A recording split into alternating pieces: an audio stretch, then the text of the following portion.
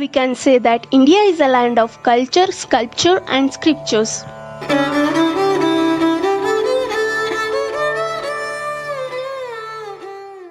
The culture of India or Indian culture sometimes equated to Indian civilization. It is the heritage of social norms, ethical values, traditional costumes, belief system, political system, artifacts and technologies that originated in or are associated with an Indian subcontinent.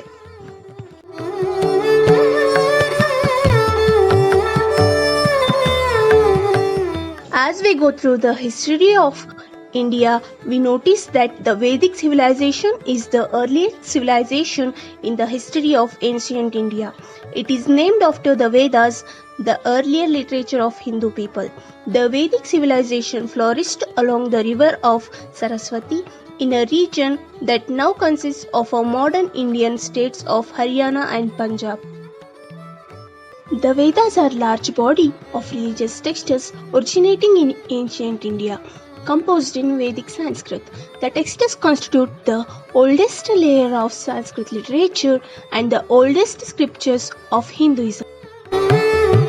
There are four Vedas, namely Rigveda, Yajurveda, Samaveda and Atharva Veda. Each Veda has four subdivisions. They are Samhitas, Aranyakas, Brahmanas and Upanishads.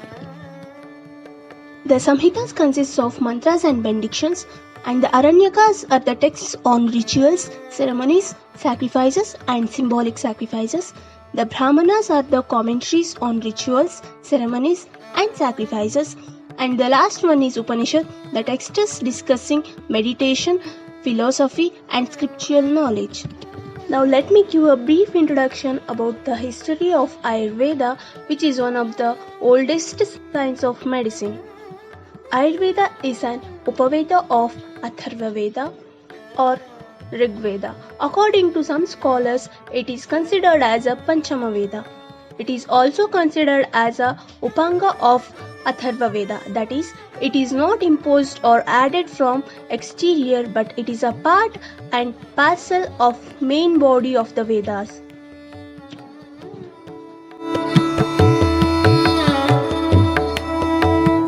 The main classical Ayurveda texts begin with the account of transmission of medical knowledge from the gods to sages and then to human physicians. In Sushruta Samhita, Sutrasthana wrote that Dhanvantari, Hindu god of Ayurveda, incarnated himself as a king of Varanasi and taught medicine to a group of physicians, including Sushruta. And according to Charaka Samhita, the science of Ayurveda brought to Matyaloka because there were a production of diseases because of Dushta, Jala, Vayu, Kala, Desha, Gramya, Ahara and Adharma, causing disease, resulting in obstruction of healthy condition and cannot be able to perform Tapa, Upavasa, Adhyayana and other rituals. Hence, Maharshi sages wanted to help the people by relieving these diseases. With this agenda, the sages gathered at Himavat Parshva of Himalaya to discuss the situation of people and problem, in turn to bring a solution for it. With this point of view, the people with help of their Dhyana Chakshu, they found a seer in Lord Indra and got an assurance that the Lord of God would explain the proper way to counteracting the disease. As Maharshi Bharadwaj was very intelligent, Acharyas decided him to send Lord Indra to learn divine science of life, that is Ayurveda, from him. As the Bharadwaja went to Indra and explained about the problems and difficulties being faced by them and other common peoples due to terrific diseases.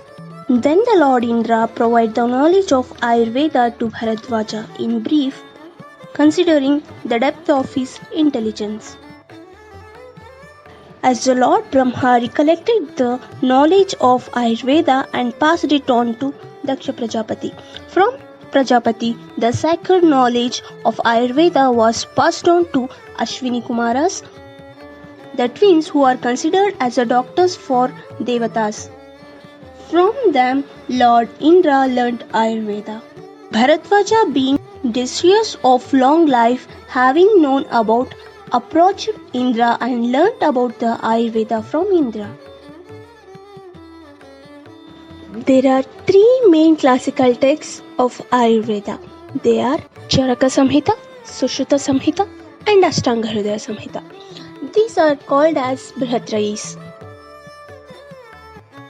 The therapies are typically based on complex herbs, compounds, minerals, and some metallic substances, perhaps under the influence of early Indian alchemy known as Rashastra. Ancient Ayurvedic texts although taught surgical techniques including rhinoplasty, kidney stone excretions, sutures, and extraction of foreign objects. Ayurveda has been adapted for Western consumption, notably by Baba Haridas in 1970s and Maharishi Ayurveda in 1980s.